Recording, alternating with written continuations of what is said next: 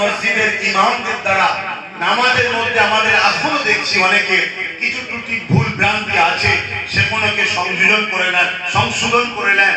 পাশাপাশি আপনারা নিজেদের বাচ্চাদের ঘরে চেষ্টা করবেন, নিজেদের বাচ্চাদের ঘরে ডাক্তার বানান, উকিল বানান, জজ বানান, ডিএম বানান, কিন্তু প্রাথমিক সময় তিনটে শিক্ষা অবশ্যই দিতে হবে।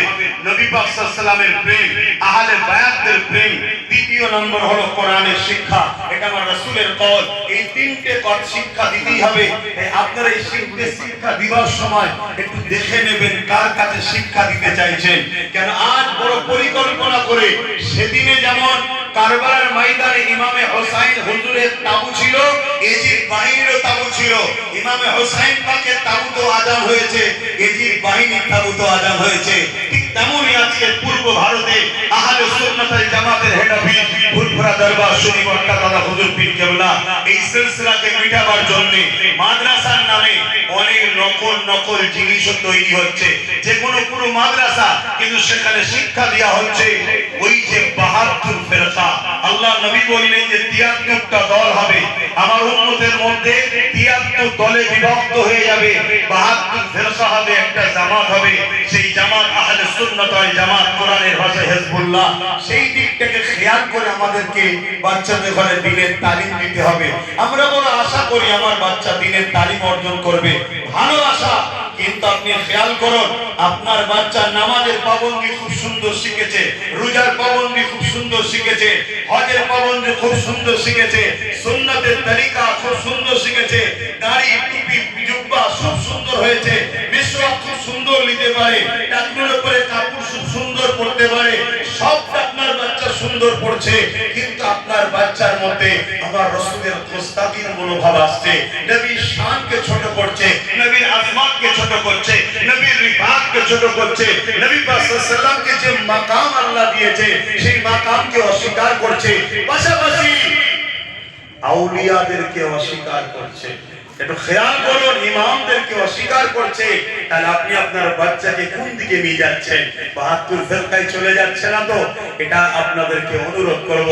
কেন আহলে সুন্নাত ওয়াল জামাত নিশ্চয়ই আপনারা দেখবেন এর উদ্দেশ্যের মধ্যে একটা উদ্দেশ্য বাতিল বেদাত মতলব যা আছে সেগুলোকে নষ্ট করে প্রকৃত কোরআন সুন্নাহ ইজমা কিয়াস আহলে সুন্নাত ওয়াল জামাতের আকীদাকে মজবুত করে গড়ার লক্ষ্যে আহলে সুন্নাত ওয়াল জামাত।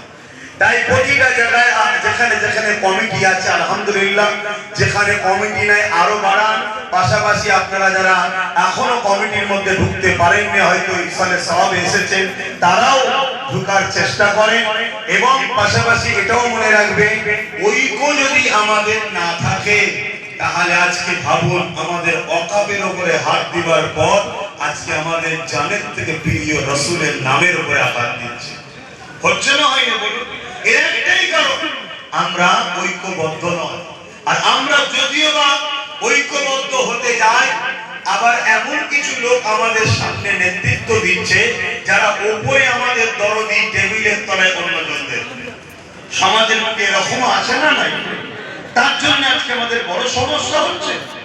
আমরা সব জায়গায় মিটিং মিছিল করি। আমার পূর্বে আমাদের ডক্টর আবুল কালাম স্যার বলছিলেন একটা কথা, কি বলছিলেন? শরিয়াত, তরিকাত, হাকিকাত, মারিফাত, দ্বীনের জ্ঞান, দ্বীনের অর্জন, দ্বীনে অনুযায়ী চলার পর প্রত্যেকটা আলেম উলামাকে সমাজ সেবা ও রাজনীতিতে অংশগ্রহণ হওয়া আবশ্যক। এটা কার কথা? কার কথা বলবেন? মৌলানা সাহেব কার কথা? একটু মাইক দেন। ফুরফুরার পীর হযরত মাওলানা আবু বকর সিদ্দিকী রাহমাতুল্লাহ আলাইহি তথা বাংলার বুকে যিনি দাদা হুজুর রাহমাতুল্লাহ আলাইহি পরিচিত ছিলেন তার কথা। এটা আমার কথা নয়, কথা মাথায় ঢুকছে? তো কেন সমাজ সেবা, রাজ দেশ সেবা এটা একটা মহান পুণ্যের কাজ। আরো 10টা কাজ যেমন আছে, এটা একটা মহান পুণ্য কাজ। সেই জায়গায় এগুলো কেন বলা হয়? যাতে করে ব্রিটিশ পিরিয়ডের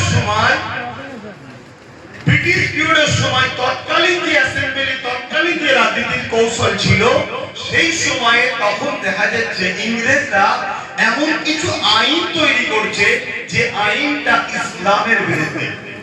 যে আইনটা কিসের বিরুদ্ধে?